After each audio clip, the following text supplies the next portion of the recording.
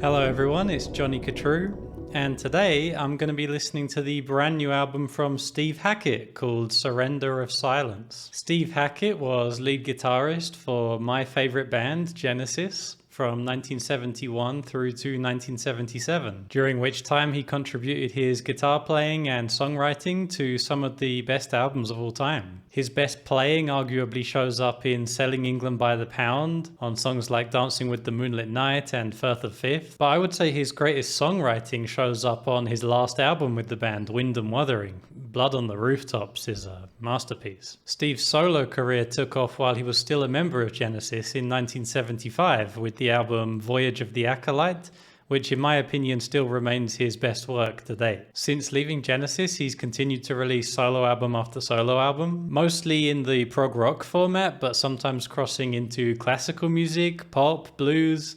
Steve likes to do a bit of everything, really. I haven't heard absolutely everything he's done. I'm very familiar with all his 70s work, some of his 80s work, and I've heard all his albums from the last decade. And I find the quality of his albums can be kind of unpredictable. For example, I thought Wolflight was somewhat underwhelming, but The Night Siren and At the Edge of Light had some significant highlights for me. This new album is actually Steve's second of 2021. The first was released at the start of the year, and it was a classical album by the name of Under a Mediterranean Sky, which included some great composition but was kind of let down by its mediocre presentation and an over-reliance on electronic classical instrumentation. A lot of beauty on that album, but yeah, some dodgy sounds. Surrender of Silence seems to be a more traditional prog rock offering from Steve, the true follow-up to 2019's At the Edge of Light. A while back, a single for the album was put out called Wingbeats. Unfortunately, it didn't leave me too excited for the new album. The song kind of struck me as a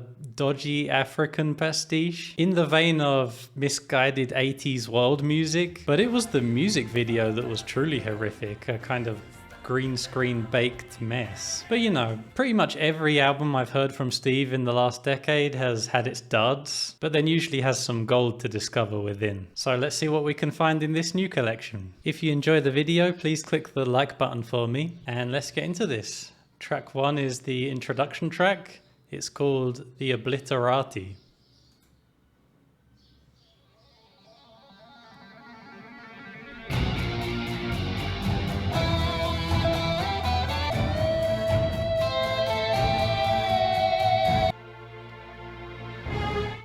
Oh, okay, so that's going to go straight into the next song, Natalia, so I'll just give you my thoughts on the introduction first. So he started things off with his famous tapping technique, which would of course be taken up by 80s guitar heroes like Eddie Van Halen a decade after Steve was doing it in the early 70s. So it's kind of a signature technique of Steve's, I guess, to start off the album. And it's quite cool for him to begin the album with a display of his technical powers. Although Steve's guitar sound, it sounds a little bit boxy to me, which is often the case I find on his modern albums. There also seems to be more of that electronic programming mimicking orchestral instruments that we heard on his previous album. It doesn't sound too great to me, as was the case on Under a Mediterranean Sky. But the actual music here is dramatic and exciting, makes for a good introduction for the album, I think. Let's see where it goes. The next song was also released as a single, but I haven't yet heard it myself, so let's get into it. Track 2 is called Natalia.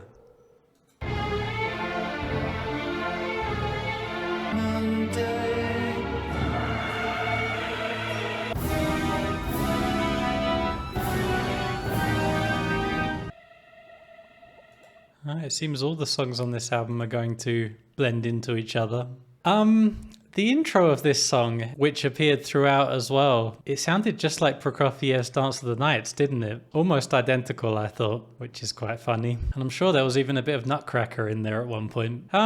Steve's vocals sound okay. The auto-tune is a little bit heavy on it. Again, this is a complaint that I've had for Steve's solo albums for a while now. Some of the melodies I felt were a little bit weak as well, especially next to the really extremely dramatic orchestral parts. It's quite interesting though how this song had all the sound and production techniques that we heard on Under a Mediterranean Sky. You know, a mostly modern classical setting, but this time with Steve's vocals and guitar in the mix, just with no rock rhythm section. It's interesting and it kind of works. I only wish that he could have used more natural instrumentation, or completely natural instrumentation I should say. But it's understandable if actual orchestration is out of reach at the moment due to financial reasons or because of COVID restrictions. It's very understandable. But I do feel that the electronic replacements are noticeable and it's a shame. Let's get into track 3. It's called Relaxation Music for Sharks.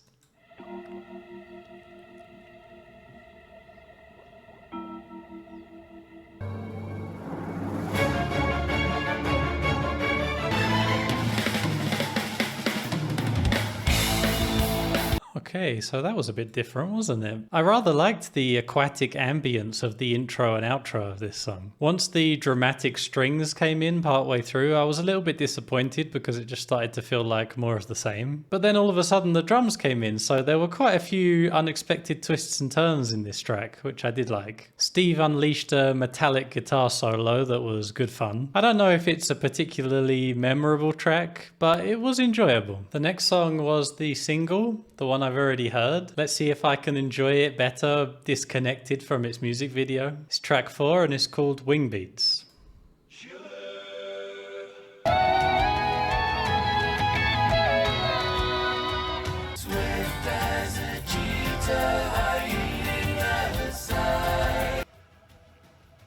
I'm afraid it doesn't work for me. It just strikes me as cheesy in every way, this song. Like I said in the introduction, there's something extremely dated about it. You know, it sounds like something from the late 80s, early 90s, but it's not from then, and you can feel it. The synthetic sounds and heavily auto-tuned harmonies don't help at all, and the lyrics are hard to ignore as well. The lead guitar line, Steve's guitar lines in general, are pretty memorable. I'll definitely give it that, but mostly I just find this track unbearably corny, even separated from its video, unfortunately. At least I can say of this album that you never know what you're going to get next. Let's move on to track 5. It's called The Devil's Cathedral.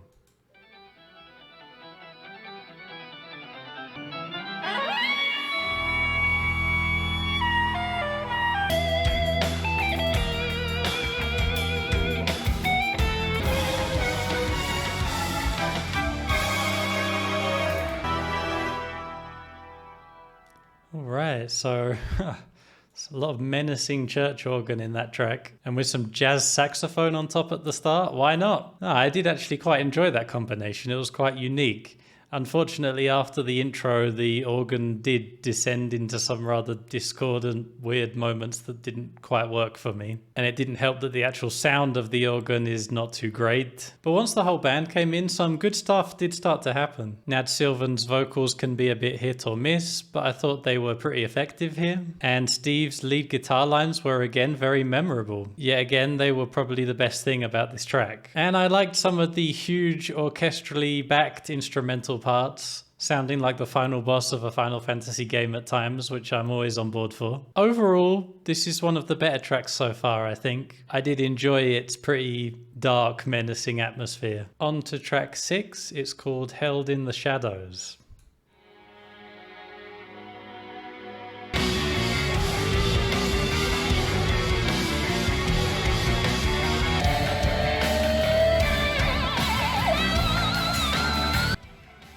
So this one took us on a bit of a journey.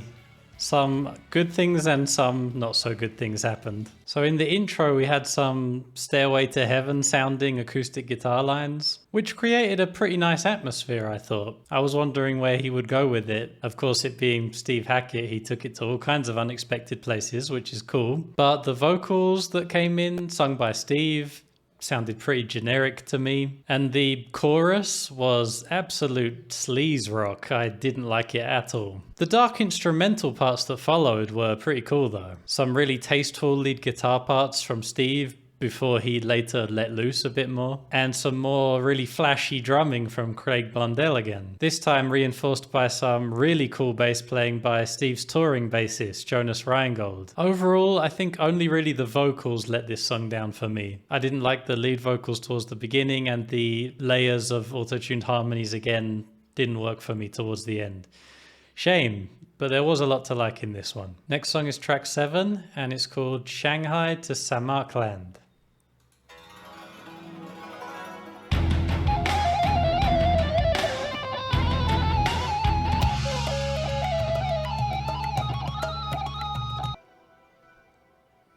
Alright, so there was quite a bit of pretty nice sounding natural instrumentation in that song, which made a nice change after a lot of the synthetic sounds we heard earlier. Maybe at times it was a little bit too close to sounding like a documentary soundtrack, especially at the earlier parts of the song. And when Steve's vocals came in towards the beginning, sounding like an auto-tuned mess, I ended up missing when it sounded more like a soundtrack. But I got my wish, because after that it was instrumental from there on out. And we got some really effective lead guitar parts from Steve, which sounded great. I got really into it at that point. And then the drums came in. Phil Ehart from Kansas laid down some really nice parts, and Steve played some really exciting solos. There was really a lot to enjoy in the varied instrumentals of this one, which thankfully was the majority of the piece. The next song, track 8, is called Fox's Tango.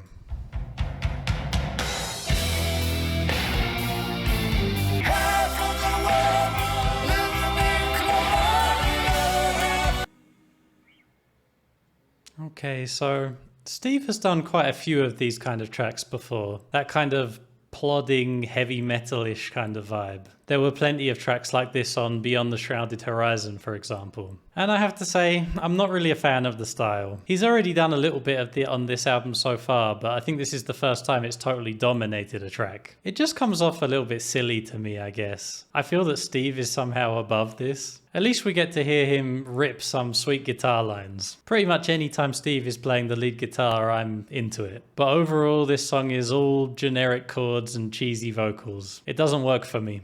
Next song is track 9. It's called Day of the Dead.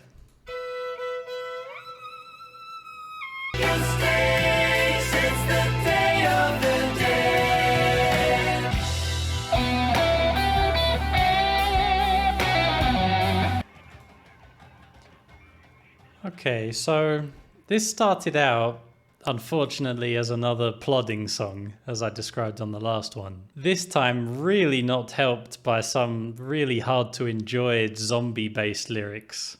Yikes. But once the rhythm changed, I did start to get more into it. The atmosphere in the instrumental parts did get pretty cool. Steve let loose with some more guitar theatrics. It was kind of difficult to wash the bad taste out of my mouth of the introduction, but the instrumental, once it got going, was pretty good fun. On to the last full-length track on the album. It's track 10 and it's called Scorched Earth.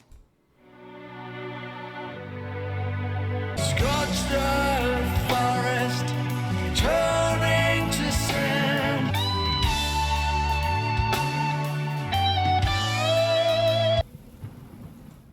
Okay, so from the very start of this song, there were some really nice chord changes going on. But the synthetic sounding piano that came in and the even more synthetic sounding vocals that followed sounded pretty horrible. Although I will say that some of Steve's lead vocals were actually pretty beautiful in this one. Seems like he went a bit easy on the auto-tune for his lead parts that went over the top, because I guess if you put too much auto-tune on a soulful vocal like that, it's going to be really obvious and sound really bad. So good move not to do that.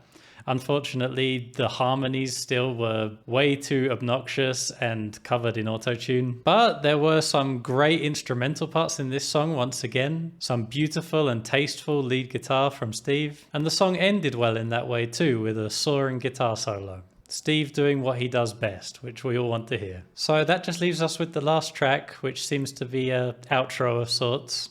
It's track 11 and it's called Esperanza.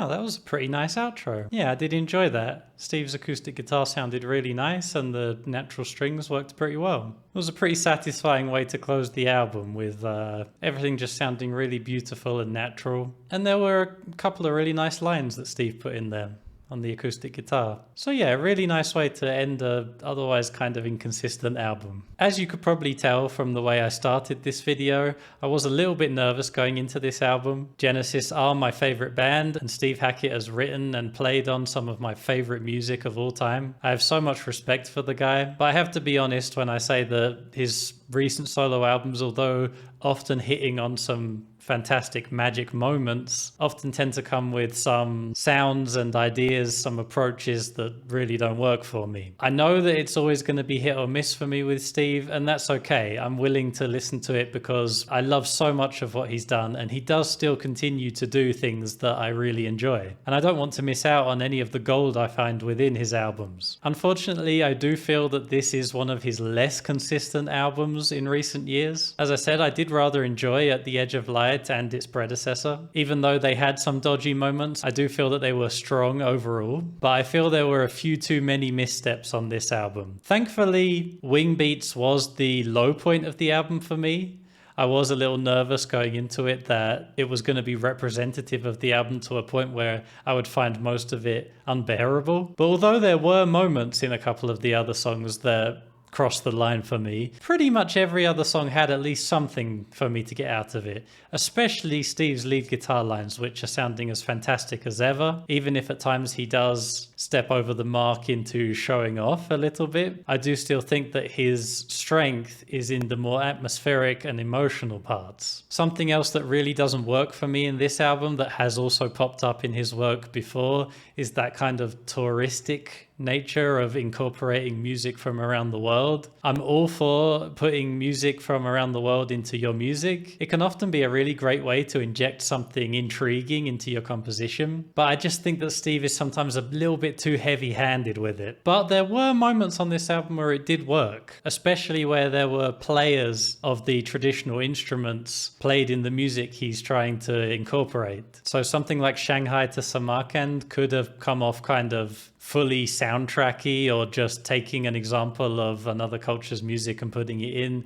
but it went a little bit beyond that for me. It did sound really nice thanks to the natural traditional instrumentation. And that brings me on to the fact that, as I said, unfortunately this album was a bit let down by its synthetic sounds at times, although I would say less so than Under a Mediterranean Sky earlier this year. Yeah, overall a very mixed bag for me. I don't think this will be an album I return to a lot, but there were some really enjoyable moments. And I'm always excited to see whatever Steve comes out with next. I'm just thankful that he's still making music, really. So if you'd like to join us for some listening parties, you can follow me over on Twitch at twitch.tv/𝐿𝐴𝐻𝐿𝐴. I'd love to see you there. If you've enjoyed this video, please consider supporting me with the link in the description to buy me a coffee. It helps me to be able to keep making these videos, keep my channel going, so I'll really appreciate it. And thank you very much for watching. Until next time, take it easy.